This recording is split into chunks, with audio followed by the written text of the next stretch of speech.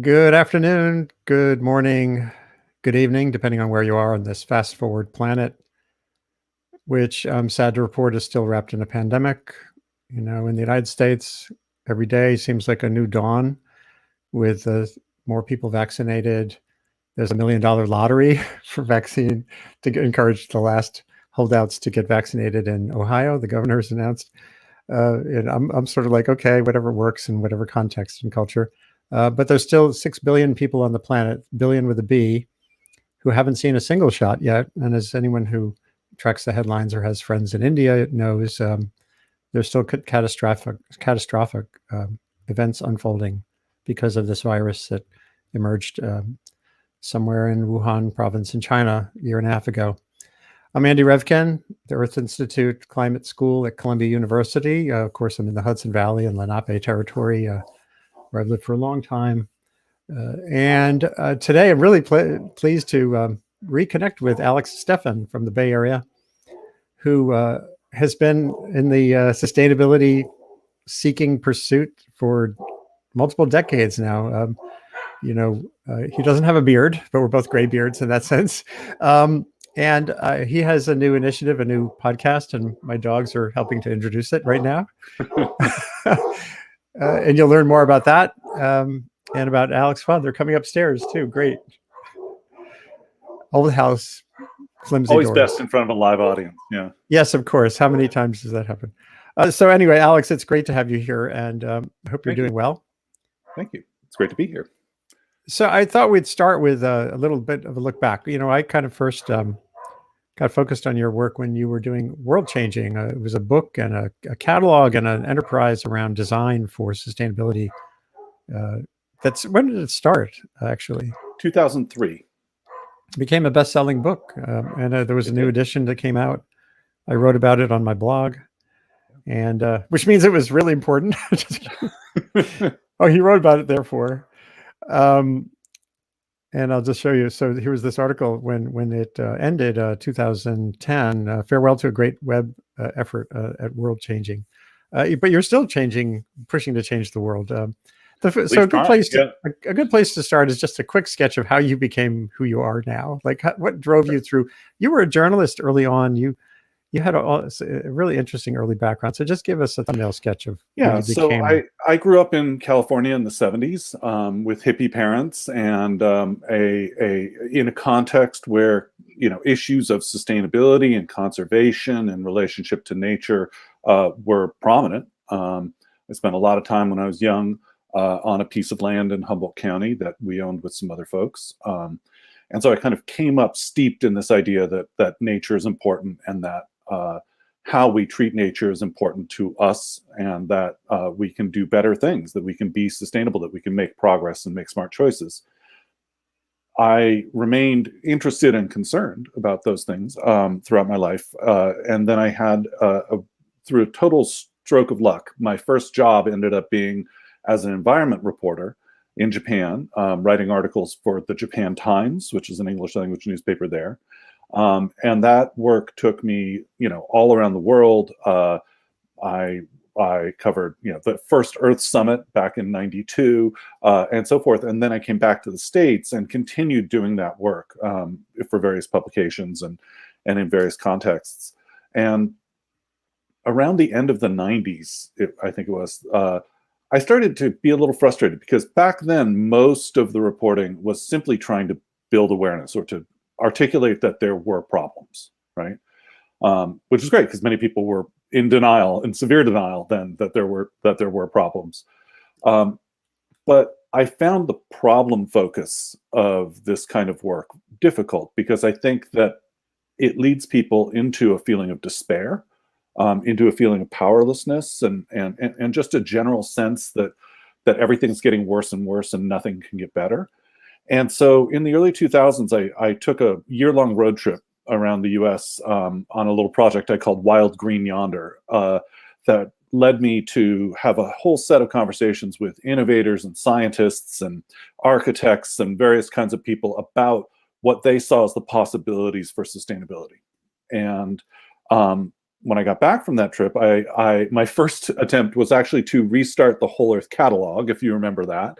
Sure. I was the editor of the very last issue of Whole Earth magazine, and I thought that should maybe be something that got revived. That didn't take, but I, with a few friends who had been involved in a thing that Bruce Sterling called the Viridian list, which is sort of a bright green newsletter list led by this fantastic science fiction writer. We started a blog called World Changing, and it was solutions based, right? So the idea was that there are tools, models, and ideas for building a better future, and we need to be talking more about them. And it's like it gives you a new window into how to think about the world when you think about what we can do rather than why we need to act. And so that went on for 7 years, was very successful. And when that came to a close, I got really interested in how do we start to think more boldly about the future itself, because it started to feel to me that the next step beyond solutions was actually imagination, was grappling with the nature of the future. What might we build, right? We can't really build what we can't imagine. And Right. so how do we undertake that? And I did several efforts: Carbon Zero, Heroic Future, and worked at a company called IDEO as a futurist in residence. And that was great. But what I started to realize was that there was a fundamental problem, which is that we can't say much about the future without knowing what we do in the very near, in the present. Essentially, there's so Right. many choices that are trajectory defining for people for millennia that we're making today, that talking about how things might be in 50 years or 100 years or 150 years starts to feel a little bit like an empty exercise. And so I feel like I went all the way out into the deep future and just got turned around and like shot back into the present. Right. And so that landed me at this idea that we really need to have a bold leap forward in how we're thinking about when we are, what we can do, what's demanded of us. And that turned into this project, book, newsletter, podcast, the Snap Forward, that I'm working on now. Right. This reminds me a little bit of Kelly Levin, who was at Yale. She was a young PhD candidate there. This is like 10 years ago, maybe more. My God. She and others wrote a paper on the super wicked nature of the climate problem. But what she was trying to do is take the path dependency concept, which is, we're locked into so many norms, fossil, so suburbia, 100 years of building suburbia. You can't just sort of, undo it like that. But she flipped it and said, what can we create with path dependency going forward that is our sort of positive path dependency that gets us locked toward better outcomes? Does that feel somewhat akin to what you're talking about? Yeah, I mean, because you were talking about what can we do in the near future that sort of isn't just about picking up the litter around us, but doing something that creates momentum. Yeah. So the way I see it is that we are in a discontinuity, that we are in a moment where past experience is a poor guide to future decision making, right? And expertise in the systems that we have around us is not necessarily helpful in understanding what is happening and what's about to happen. And that in a discontinuity, one of the biggest problems we have is that we assume a permanence to things that are in fact rapidly changing because they're what we're familiar with, right? So we assume, like the 20th century model of prosperity of suburbs and big cars and whatever is permanent, right? Or a political set of relationships, the way politics works is permanent, or the way that the economy values things is permanent. And though they aren't, they're very impermanent, right? And one of the things that we know now is that action is inevitable, right? Because the consequences of inaction accrue to so many more people than the benefits of inaction, and to so many more powerful people and nations and so forth, that the scale is steadily tipping towards action. What isn't inevitable is either the speed or the nature of that action, right? And there are obviously different kinds of action that benefit more or fewer people, are more or less just, create more or fewer co-benefits, But there's also so much of this moment is determined by the speed of our action, not just the nature and the magnitude of the planetary crisis we end up in, but also what tools are available to us, how cheap clean energy gets, how much innovation we have, whether people who are currently climbing out of poverty have only dirty choices from which to choose as they build the systems around them, or have new and cleaner choices. et cetera. I mean, we could go on, but there's a vast array of choices that matter right now that are determined, like the outcome of which is determined largely by the speed with which we incorporate climate, sustainability, ecological concerns, and innovation. Do you have your own way of breaking down the climate problem into actionable elements? The one big split that I recognized pretty late on, you know, way after I've been writing about this for way too long, as you know, as the global warming or the climate problem or the climate crisis. And the two action points are clearly sort of vulnerability reduction or, you know, resilience enhancement where it's missing, which gets at the justice issue, et cetera, and energy transition. But when you think of, you know, when you talk to a community or a company or anyone else, you know, do you have your own way of breaking this down so that people aren't mesmerized by scale? And yeah, well, I do think a healthy respect for scale is important here. That we have grossly overemphasized the idea that we're all responsible and that each of us plays an important part. You know. When in fact much of this crisis is a professional crisis, right? The most important decisions that manifest as the largest impacts are made by people whose job it is to make those decisions. And I think not focusing on who's making the decisions and how good are the decisions they're making has actually been a way in which predatory delay has successfully, you know, pushed back the speed of action, held the pace of change to a slow one. By getting people very confused about what really does and doesn't matter, right? right. Now that said, I think one of the challenges with this whole thing is that we can only say intelligent things, especially through science, about problems this big by breaking it down, right? So we have, you know, with climate, for example, we have, you know, energy emissions, we have land-based emissions, you know, and then we have some other, you know, other greenhouse gases. We have the problem of, you know, land restoration or conversely destruction, and whether or not carbon sinks are working. And then we have a whole set of other questions that are about how do we respond to the impacts that are already on their way, right? How do we adapt, or the word I like to use is ruggedize, and we can explore that if you want. But on top of that, even all of those discrete parts are part of one set of issues, climate. And climate is itself a subset of the crisis we're in, right? If the effects of climate change halted immediately, we would still be in a massive planetary ecological crisis, right? You know, we'd still be in a civilization-threatening, you know, emergency. And so we have to think not just in terms of climate, but also the biosphere and biodiversity and resources, but also not just in terms of those things, but in terms of the human systems that all of those different problems are affecting, and the degree to which those human systems are changing even faster than the natural systems, which is something we have yet to really sort of fully grapple with, the extent to which we still think of the planetary crisis as something happening out there in nature that might have an impact, but it is happening way faster in our lives than it's happening, you know, in Antarctica or, you know, in the forests of Northern California.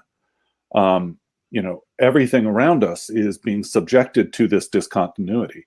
And the need to understand all decision-making as lying within this context of the planetary crisis is, in fact, I think, the hallmark of this new era. And so it gets very hard to go, how do we break this down for people so that they grasp it, when the biggest thing they need to grasp is the overarching magnitude of it? Yeah, there are a couple of questions that have come in. Here's one that's relevant, which is you talked about the people making the decisions, you know, the deciders, the knob twisters. Heidi Huttner, a frequent commenter here, has said, are you concerned about the right-wing political agenda going forward will impede necessary future climate policy? In other words, how much of this is about power? And, you know, I see the continuing debate about how much of this is about Washington, and the same debate could be had about COVID policy or about education policy. is it bigger than just is the climate problem distinct in other ways from just this big issue of who's controlling the knobs in DC, and are we broken there? Yeah, well, I mean, in terms of that last question, is it distinct? I think it's important to understand that all the power relationships that we have in all their complexity are not getting any simpler, but they also exist within this context, right? Like, it is, to my mind, impossible to separate out the parts of the right-wing political agenda that we are concerned about for reasons of democracy or justice or freedom, from the parts of the right-wing agenda that have been successfully fueled by corruption, predatory delay, fossil fuel interests, etc. Right? There's no part of the GOP, for example, here in America, that isn't also the party of oil and et cetera, right? Right. They're inextricably bound now. There is no separating out our political, social, and economic issues from this planetary crisis and its issues. So that's one thing I would just say. But I also think it's very important that we recognize, I just wrote about this in a piece about Biden, that we're in this horrible position where the best we can imagine happening here in the US is insufficient. Like the limit of the politically realistic is not, barely overlaps with the necessity of the to deal with the necessity of dealing with the problems we face. Whoops, sorry. Yeah, that's the article. And that we're in this, we're in a sort of, part of having entered a new era is that we are in a political moment where we cannot assume that the answer to our problems is going to come in the form of large-scale government intervention, and that that intervention will be fast enough and large enough and smart enough to get us out of these problems. That we're going to have to understand that the best we can do politically is only part of the fix. And we're going to have to ask all sorts of very tough questions of ourselves of how do we do the rest of it? And how do we understand action not as the preservation of continuity through rational policy, right? But as existing in a very discontinuous context, full of conflict, full of upheavals, full of tensions and political conflict. Yeah. So and that gets to this, one of the other dichotomies that's always debated is starting local or starting where the levers of power are. So what is it you can do in the average community that kind of you feel like, if I meet with you again in 20 years and we're on a track toward a long-term future that's different than the one that we're facing right now, what would you think is doable at the community scale, or that the average person can start to think about without being in that sort of minimalist pick up the garbage mode? Yeah. Well, certainly there are all manner of wise planning and infrastructure decisions that local communities can make, right? Almost any community in America is now capable of converting itself to a clean energy community. Bigger lift in certain places where the rules are particularly difficult and the local authorities are hostile, but still possible pretty much everywhere. Any community can de-emphasize the automobile, plan for compactness, emphasize transit and active transportation. These things are doable. You can move the ball forward anywhere, and those things have huge impacts. I think the main thing that I would share with local communities who are trying to figure out what to do is to focus on ruggedization. Ruggedization. So ruggedization is the quality of preparing for changes brought on by the planetary crisis in a way that reduces vulnerability while increasing function, right? So adaptation is often thought of as how do you reduce vulnerability to maintain function, right? And resilience is often thought of as how do you emphasize, other aspects of community of community usually in the US in order to minimize people's impacts from those vulnerabilities.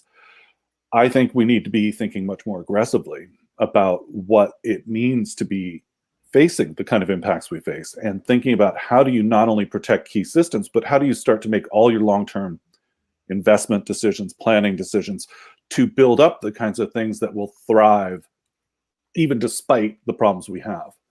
And that's a tough lift, but it's doable. And the main problem is that you need to have an honest discussion about the kind of problem that climate is. And most people are not ready to have that conversation in local government yet.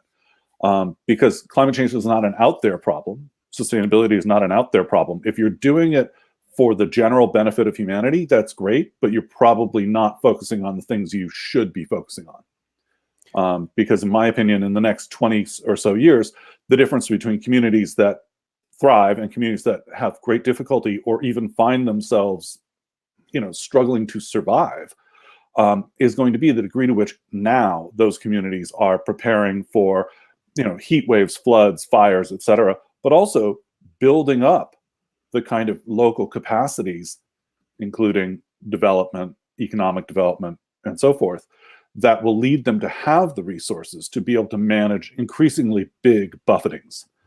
And, there are just a lot of places where people don't want to think about these things, and they certainly don't want to spend big money. And it's going to be a hard lift in those places. It's going to be a very difficult time. Well, it does sound like that at least potentially intersects with some things Biden is trying to do. It's going to be very tough to get them done in the current Congress, but the infrastructure bill. Oh yeah.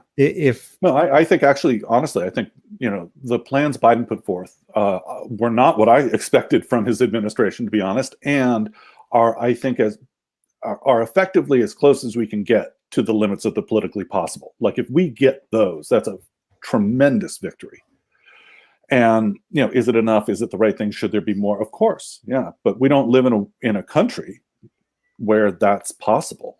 And that's not going to change in the immediate term. And the immediate term is what matters, and the yardage we can get this year, next year, the year after, that's the important question right now. The other reason I embrace the idea of ruggedization or community resilience, depending on how you want to frame these things, is that they can get past the partisanship around putting climate crisis in the foreground. In other words, climate risk. If you use that old-fashioned word risk, risk is a formula. Risk is hazard times exposure, how many people or buildings, divided by vulnerability. And that gives you so many action points. And, when was the last time you went into a community and said, hey, who wants to be vulnerable? Who raises their hand? Yeah. Exactly. So it's like, it can be nonpartisan. There is these two geographers whose work I really embrace, Walker Ashley and Stephen Strader, have been pointing this out with data for a long time, using people can follow the expanding bullseye hashtag. And it shows you how we're building vulnerability. It's like setting up bowling balls. Bowling pins for the next hurricane in this case. And the reason we do this. It's near the coast. It's and communities are growing in this case in the Southeast. But at least it gives you a template for kind of building the other way. And actually, in your neck of the woods, this came up in the context of wildfire when the local radio station, I think it was KQED, they did a really good series on wildfire vulnerability. This was before the recent spate of fires. And they really identified using mapping that the lack of affordable urban housing absolutely is a big driver of people moving into these woods that haven't burned in 100 years. And that is unquestionably and need to burn. So again, it feels like that's really doable, at least as a first step. You bring up two really interesting points. So the first is what I call brittleness, right? Which is that there are places that are set up to fail catastrophically in ways that are not easily recoverable from, or just may not be able to be recovered from. And that in general, the more spread out a community, its infrastructure, et cetera, the more brittle it is. Obviously, the more sort of crosshairs it's in, the more brittle it is. If it's at sea level or in a floodplain, if it is in a place where storms are particularly bad, right? If it is a place where like high heat is a problem, where heat waves are a problem, if it's in a place where severe winter weather can be unexpectedly bad, if it's in a wildfire zone. I mean, there are all sorts of overlapping crosshairs, and every place has got some crosshair on it, right? Every place has got some critical vulnerability. Pretty much. There's nowhere that's like scot-free, right? There's nowhere that's great. But when you combine spread out urban form with spread out infrastructure, a huge number of vulnerabilities, right? And especially the lack of capacity to bounce back because you haven't built the incentives in for or planned for there to be sort of very spiky efforts where you are to concentrate change and the benefits of change, there's going to be, we're going to see a lot of places in the United States are going to be the ruins of the unsustainable in the next couple decades. I mean, we're seeing it now, right? We're seeing unofficial abandonment of communities that are at sea level or have been hit multiple times by different problems. It's already begun. And Right. the extent to which we're still pretending that a lot of things that are in very difficult circumstances are just as, have the same value as things that are in less difficult circumstances is a bubble. And that bubble, the Brittleness bubble, is going to pop. It's already begun at institutional levels, but it's going to filter down to, over the next decade, to local decision making. And one of the real problems with how we think about things is that we have a tendency to think of disasters as something that can be avoided, and if they're not avoided, should be recovered from and rebuilt. And that whole sort of system of how we think about, a town getting hit on the shoreline and having all its houses destroyed, we think, well, how do we get in there and rebuild? And that connection is the one that's going to break as the Brittleness bubble pops. And we're going to see more and more places where we just never rebuild. And we're going to see more and more places where those who can, because they're young or they have money or talent, leave, and where the remaining people are subject to, loss of value in their properties and investments, loss of new investment. They're not going to be able to borrow money as municipalities or local governments. They're not going to be insurable, and that's already happening. And I think we profoundly underestimate the risk that presents to essentially every community at some level. But that at the same time, there are things we can do right now that minimize that risk and that also return real benefit, economic benefit and co-benefits, cleaner air, less drastic heat waves, et cetera. That's within our power right now, but we're not having that discussion yet because it's still too touchy to admit that we live in a landscape, of loss, where many things are already lost. They just haven't shown themselves to be that yet. There's a meeting at Columbia coming this June. It's the second meeting. There was one 2 years ago on the concept of managed retreat, which is just one way of describing this situation in places where adaptation is simply not feasible. There comes a line. There's always going to be a gradient between adaptation in place and essentially moving, whether it's through voluntary programs, or in the end, as you say, uninsurability or the like. This concept seems to be gaining strength. The point I make sometimes is, and I wrote a piece a long time ago about, can cities get real about dealing with sea level rise? And I imagined a mayor of New York City, sort of a future mayor, and I said, suppose you're the press secretary. Maybe I'll ask you this question. Suppose you're the press secretary for the next mayor of New York City, and she reads a report and finally gets what Mayor Bloomberg didn't get when he gave a "We will not retreat" speech, his last speech on climate change. Right. And she says, "Okay, I get this. So write me a speech that says we will retreat, but that keeps me in office." Like, well, what does that feel like? I think to me that's kind of the conversation. I mean, I don't think so. I think we still presume that we're going to have these discussions rationally and with a great degree of continuity, that we're going to get together and go, we put it off a long time and there are some consequences to that, but now we're going to act. I don't believe we're ever going to do that, especially in the US. I think it's just going to happen now. I think there'll be specific places where people go, do you really want to lose the value of your homes? If not, then we need to do this, right? Or where people go, you know what, guys, it's going to happen. Let's take the managed retreat buyout as soon as we can get it and go. But there's going to be a lot more places where people hang on, where the wealthy preferentially protect their own communities to the detriment of surrounding communities, et cetera, et cetera. I mean, there's so many dysfunctional dynamics here. And not least of which is that nothing we're talking about is even within the right 2 orders of magnitude in terms of the amount of money we'd need to be spending to protect the majority of American communities. We're not even in the same ballpark. And we don't have another big political cycle to wait. So we've already effectively made the decision that many places are just going to be unofficially abandoned. And I'm not happy about that at all, in case you can't tell. But but it is true, right? And so much of the discussion, I mean, I have an actual real problem with a lot of the discussion of managed retreat and adaptation and resilience and climate justice, not because I disagree with the goal of any of those things, but because I think it is easy to use those words and sound like you're paying attention to the important stuff for the regular people, and to not actually do anything to help them. And I think that we are surrounded by sets of these bubbles. We're surrounded by a bubble of unsustainable value, a brittleness bubble. We're surrounded by an expertise bubble where most people whose job it is to make these decisions are not very good at it, even if they're trying hard.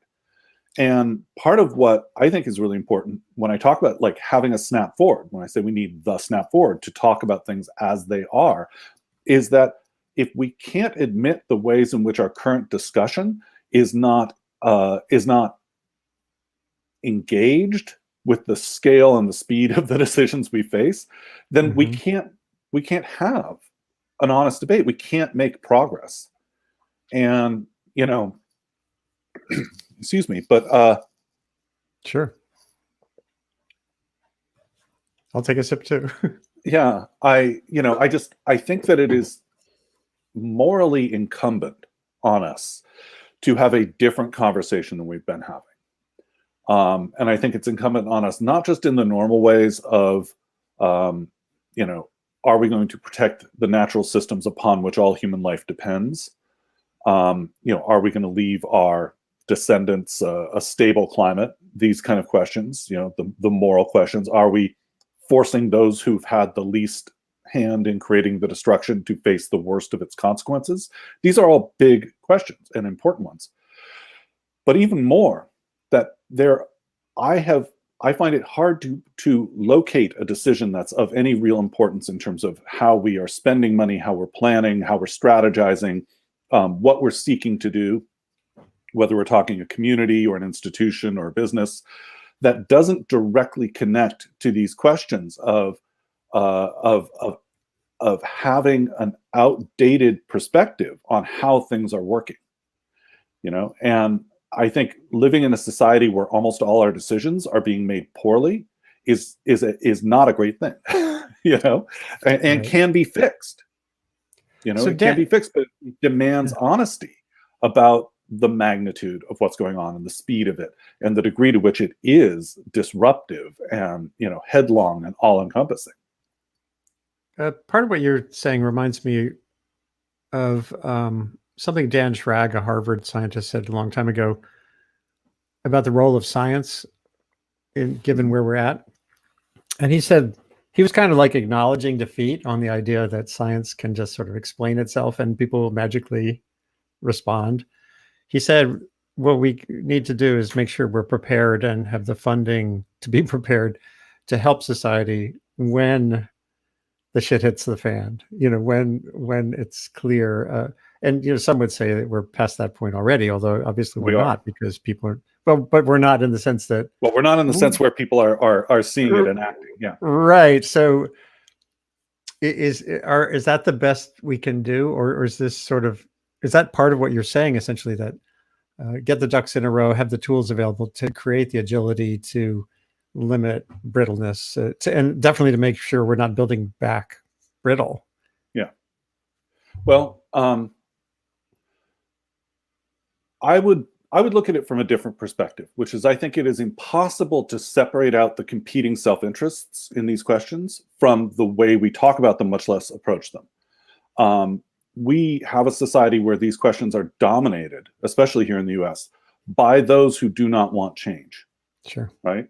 Who are invested in brittle systems, who make money off the unsustainable, who have outdated expertise and are, trading against that for personal gain, et cetera, right? Who are politicians, who understand that the new is always a bad constituency, right? The old has its lobbying machine set up, and the new, has fiery debates. I'm just briefly, I'm showing a cartoon that makes your point, that exactly. Exactly. The status, we are all a big boulder sitting in and those who want stasis just have a feather duster going, oh yeah. Yeah.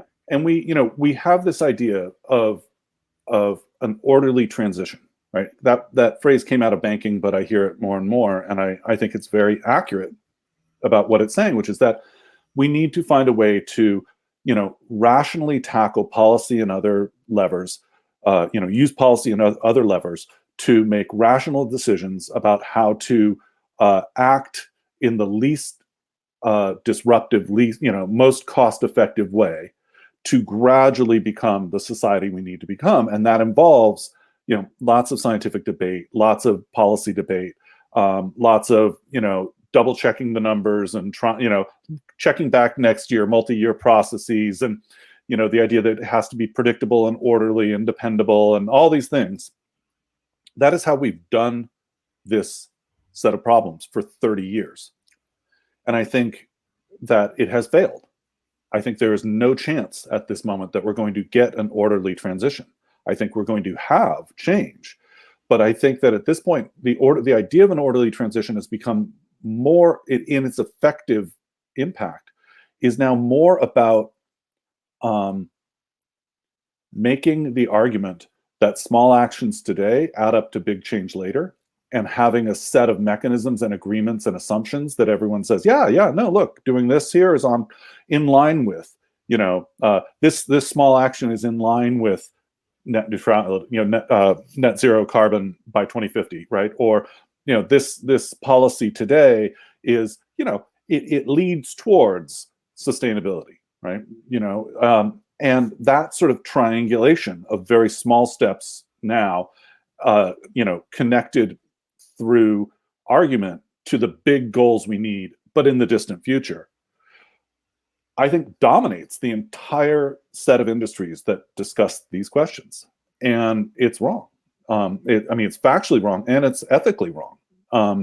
Where I do not believe that we're going to add up a lot of incremental actions and rational policies and small steps and gentle tunings and so forth to get to where we're going. I think things are already just happening, or they're not, right? There's lots of money to be made in moving forward. There's lots of community self-interest in moving forward. The conflicts are inherent, and I don't believe that they are resolvable. I think basically we're either going to have fast people and interests succeeding, mostly by devaluing slow, brittle, and outdated things, or we're not. And it's going to be a slow march, which means inevitably a much worse outcome. But I think this whole idea that we're going to argue people into acting has utterly failed. I think the people who see their self-interest already do, the most important parties. And I think increasingly it's going to be obvious to everyone else where their self-interest lies. And that almost no part of this is about persuading large constituencies and decision makers to do the right, sensible, orderly, gradual thing. We already missed that window.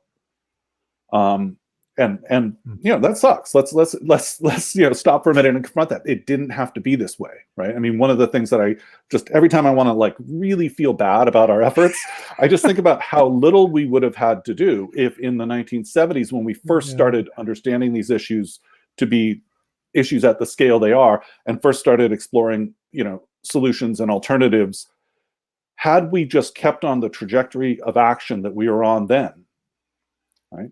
We could have had a very gradual, sensible progress. Right. I'm showing the curve from one of your recent pieces. If you go back on your graph, like that, that graph right there, right? It starts at 1980. Well, imagine that the downward trajectory started at where the graph starts. That's right. It could have been a very slow curve, right? And we would have avoided almost all the most catastrophic, horrific, tragic, aspects of this problem.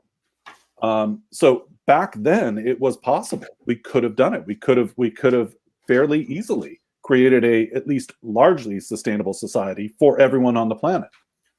But now we're not in that mode anymore. Now all our choices are disruptive. They're all conflictual. A lot of people are going to lose out no matter what we do. Right. But also we have the potential to unleash much bigger opportunities and much greater amounts of change. But it cannot by its nature, it cannot be orderly. Right? So you're kind of saying, I was asking at the beginning, snap forward, how do we do that? But you're basically saying snap forward is the only it's the only trajectory that would actually avoid calamity. That whatever happens has to be a snap, essentially. Yeah, I think our choices right now are snap forward intentionally by disrupting and disaggregating the unsustainable and the brittle and the outdated, and replacing it everywhere we can with the sustainable, the rugged, and the up-to-date, the new way of looking at things. And that's a myriad of people in a myriad of efforts that need to happen to do that. But the point is speed and not waiting until we have agreement to do it. Or we're just going to do the same thing, but we're just going to wait another decade or two until the benefits of that disruptive action drop a lot. We lose a lot of them.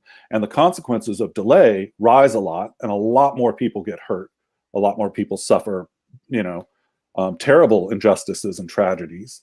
And we gain nothing for it.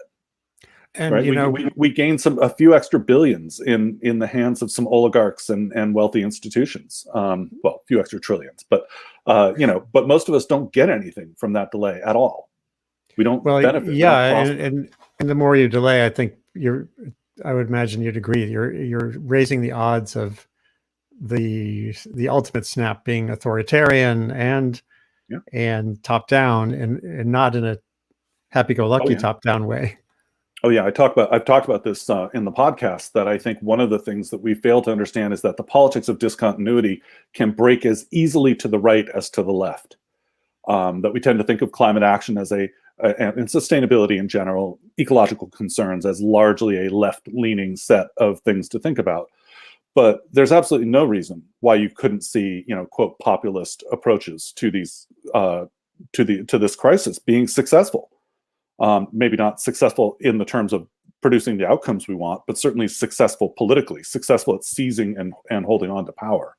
And I think, in fact, the degree to which we don't discuss the need for a snap forward, the need to act in ways that are disruptive and disaggregating and aggressive, actually leaves more and more people without any way to think about what's going on. And that lack of ability to understand, like of tools to understand what's happening to them, is a breeding ground for tyranny and demagogues. I mean, it's Germany in the 30s, right? What just happened, right? The middle class just lost everything, and we're coming out of decades of widening inequality. We're coming out of COVID, and we're heading right into this storm.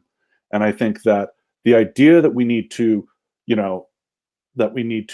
respect the feelings or interests of society's slowest members has been one of the worst pieces of harm done in this thing. Because let's face it, there is no future in which coal miners are going to be happy about the outcome, right? Except to the extent that they've successfully delayed, the end of their industry by a couple more decades. This is not about how do coal miners benefit, or how do people who've invested in coastal real estate benefit. And the extent to which it is the extent to which we're not having an honest conversation.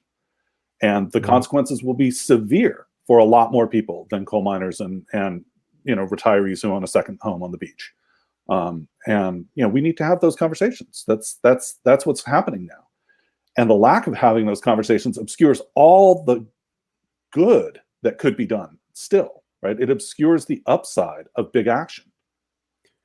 There was a question that came in from Jeanette Kravitz, a comment. The book Climate Courage by Andreas Karelis helped describe his beliefs about the right moving more center on the issue of climate.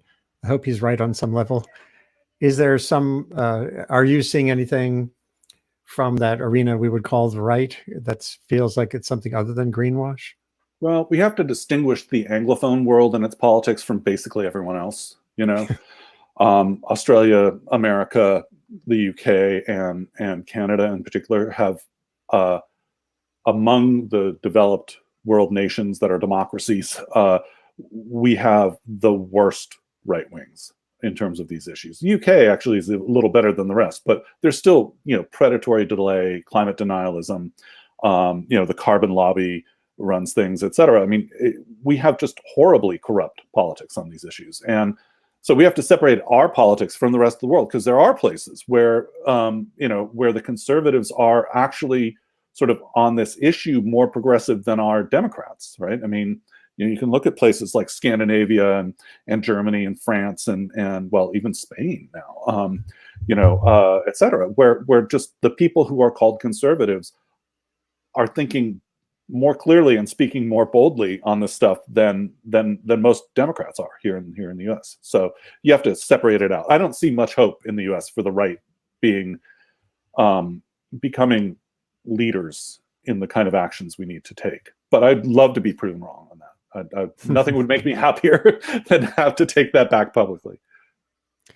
Yeah, I guess, and it's too soon after the Trump moment to even know. I think the at least in the conventional political circles, the right, if it's synonymous with the Republican Party, is still pretty much captured by that one singular approach to the world right now. It seems tough.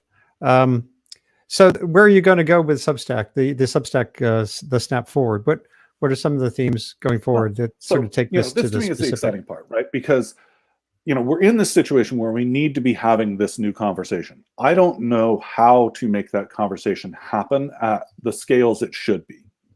But I do know how to have conversations, right? I do know how to think and write and talk and engage in conversation and dialogue with folks and so forth.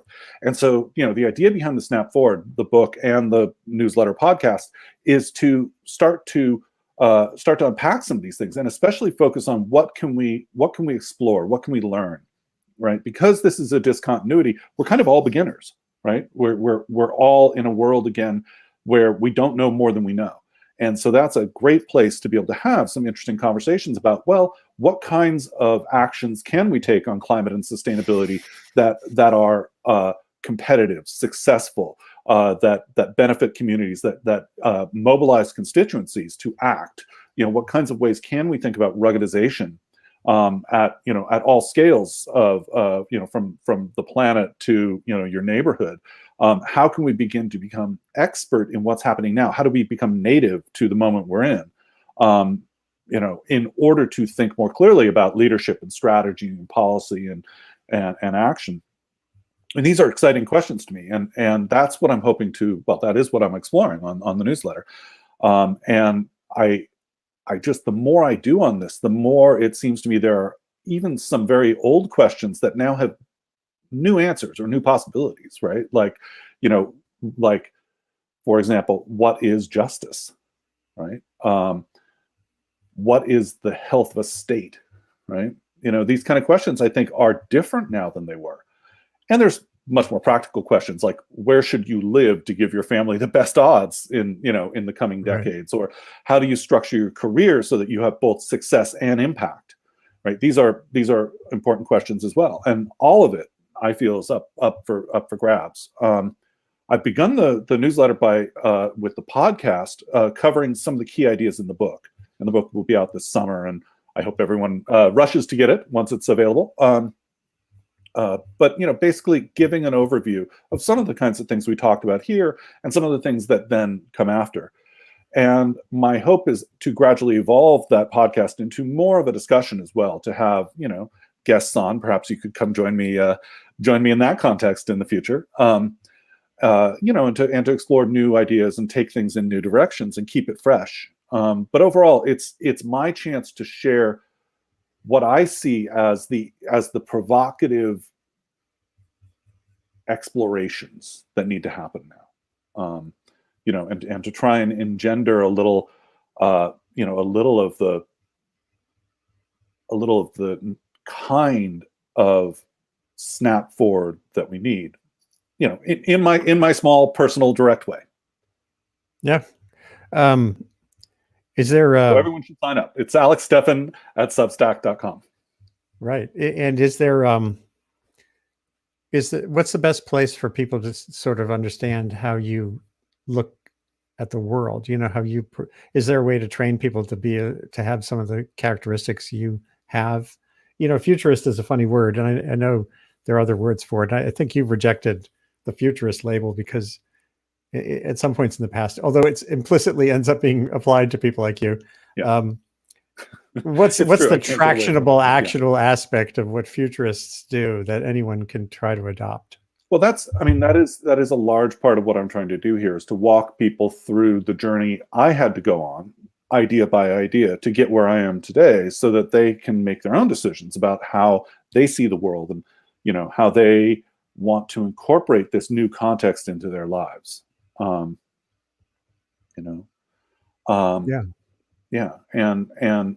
I hope to in the near future maybe do some workshops and some other things that give people more engaged and direct way of wrestling with these things. But you know, I'm one person. So right now I'm doing some writing and some speaking and some podcasting and finishing this book. And I think for people who are interested in these things, I hope at least that it offers a window into some thinking that we're just not grappling enough with. Right. I'm just posting the link visually so folks can have a look at it too. And you're very active on Twitter at Alex Steffen. At Alex Steffen, Steffen. Right. So people can connect with you that way. Jeanette Kravitz is saying, Alex, you should invite me on your podcast to talk about hope movements led by youth. She's the one who just posted this comment. Sunrise Movement went from 10,000 to over 500,000 now. They're focused on legislation, holding Biden and others' feet to the fire. Did you know 500 of them are marching 400 plus miles right now to California to CA politicians to push the issue of climate change? Well, I agree with her on the youth, the people who don't look like us. Yeah. Aging white guys do play a very important role going forward. And yeah, I mean, the key question here, the key question of justice in the planetary crisis is one of intergenerational justice, right? We are, Paul Hawken has that great line about how we have an economy that steals the future and sells it in the present and calls it GDP, right? And we are stealing from the prospects of future generations of young people through the unsustainable economy that we have and through building more things that are brittle and outdated. I mean, it is a direct taking from them. And, that's what makes delay predatory, right? It's not just looking after its own interests, it's actively undermining the prospects of those who are younger today or yet to arrive on the planet. And, I have a young son and I got to say, you want to get me, hot and bothered, right? You want to get me frustrated and angry.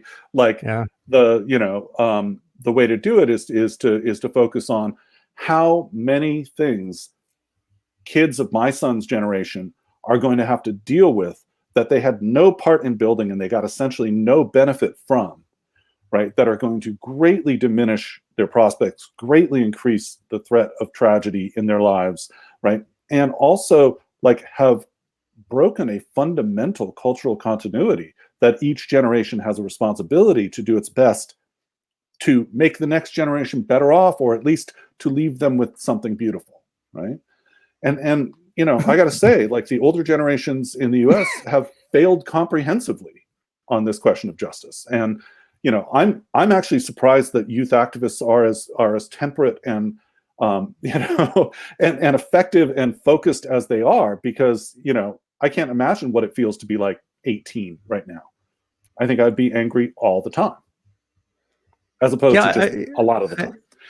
Yeah, especially when you add in the pandemic, and which for the ones of my son's generation, my younger son is 23, they came into the world wanting to be world changers, and kaboom, all their prospects ended up paralyzed.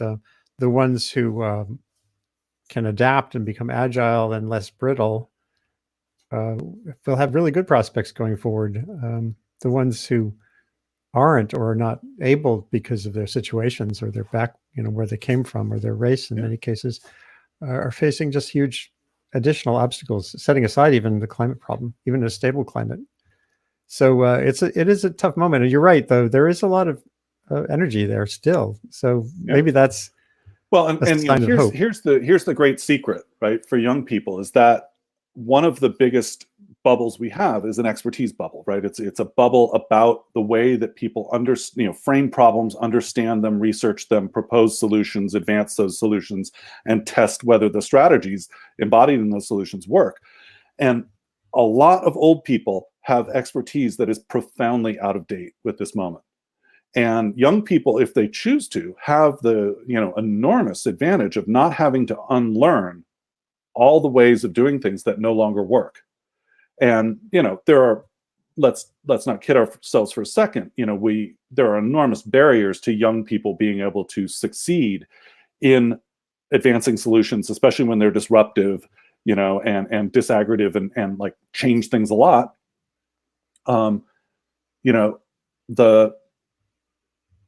But that said, I think for all the just like horror and injustice of finding ourselves in this completely unnecessary planetary crisis, it's also, I would think, a really exciting time to be young, because so many things are going to happen in the next couple decades, right? And young people are the people who can take those chances, right? Who can make those leaps, who can think in new ways.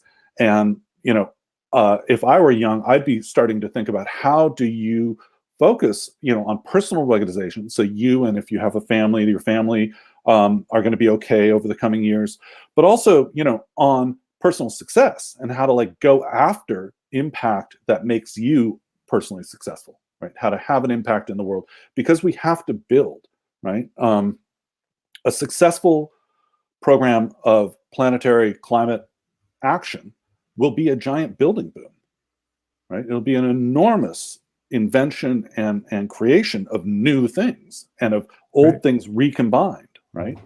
And what a great time to be alive if you're somebody who, has that can-do spirit and wants to get in there.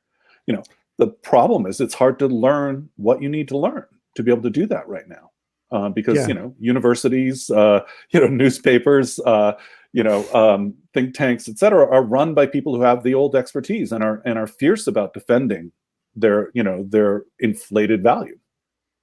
So that's a tough one, but hey, there are ways to start learning it. There are indeed, and the brokenness of the moment does lead to potential innovations that can take us in new directions. So, and that gets to the sort of build forward better, not build back better component of messaging that's important, and that you've been at for a very long time. We just have a couple more minutes here. So any last, there's the old William Gibson notion of the future is here today. It's just not evenly distributed. My pushback on that is that both futures are here today, the bad one and the good one. Yep. You can find them anywhere. But what really juices you up right now in terms of signs of real prospects for change? Well, anything? The thing that makes me most excited is that we're starting to have a conversation about real discontinuity, right? About the idea that the way to understand the future is not to talk about the present and how, present systems, older systems, and how to change them a little, how to adapt them, how to bolt on some solutions, but understanding that what has happened in the world is bigger than our human systems. We don't get to choose whether or not things are discontinuous. They are. And that means that all sorts of opportunities exist to do new things that didn't exist 10 or 20 years ago, simply because of the sheer scale and speed of what's happening. That, the flip side of the planetary crisis being this horrible, large, fast-coming, onrushing train is also that there have never been more opportunities, to do the new, to make new things, and to build sustainability, build ruggedization, to promote justice, to find new ways to think and act. And that's tremendously exciting. And I think the fact that we're starting to understand that opportunity here cannot be understood, cannot be set within the context of how do we keep old things going, right? That to me is a huge step forward. I mean, that is the snap forward that I'm hoping to see. And so the fact that we're seeing little bits of it is profoundly encouraging to me. And I hope we push hard in that direction. Well, I hope we're not, at the very least, I hope we're not stuck into the bubbles that you have described pretty well. The brittleness bubble is a big one for sure. Yeah. So Alex Steffen, next podcast will be the brittleness bubble. So yeah, it'll be great to reconnect with you periodically if that's okay. I would love that. Yeah. None of these conversations here ever end with a aha, we've done it. They end with a, okay, where do we go from here? Yeah. So thanks for back being in 1990, I was like, I can spend a few years talking about this till we get this solved. So that really worked out well. That was my least successful prediction. Yeah. Well, that's when I was writing stories like this one, going, "Hey, 1988, my cover story on global warming. Yep. Oh, start winning awards, write more of these, and all will be well." Exactly. So we just let people know. They'll take care boy, of it. There was the ultimate mythology. So it's great to have you here. Please do come back, and anyone can find you easily at Alex Steffen on Twitter, and I'll just repost your hold on one second, I had it here. Your Substack. Yeah, here we go. AlexSteffen.substack.com, your new column. Exactly. And so thank you, everybody, for tuning in today to Sustain What, which is a frequent discussion of issues at the intersection of complexity and consequence. Essentially, what do we do in situations like where we're at right now? And it usually involves getting people together to talk through disciplines, across geographies, and the like. And I'm coming to you again from the Earth Institute at Columbia University. Thankful for the support we get there. On Monday, we have another show coming that's relevant on trust. Why should you trust me or Alex or anybody else? And why does this get all bollocksed up? And Naomi Oreskes will be on, fantastic dissector of which truths are being thrown at you and which to doubt and which to embrace, along with Mike Helm, who wrote the book, a really important book in 2003 called Why We Disagree on Climate Change and What to Do About It. And Gil Ayal, who's a sociologist here at Columbia, who's an expert on expertise. He'll be running the show. I'm actually a guest on this one. So that's next Monday. And on Sunday, of course, as always, we convene in the morning, Sunday mornings, for our Arts and Hearts show focused on music, and which is the arts are a vital path forward as well. So again, Alex Steffen, thanks for being here today, and thank you. Have a good weekend. Take care, Andy. Come back.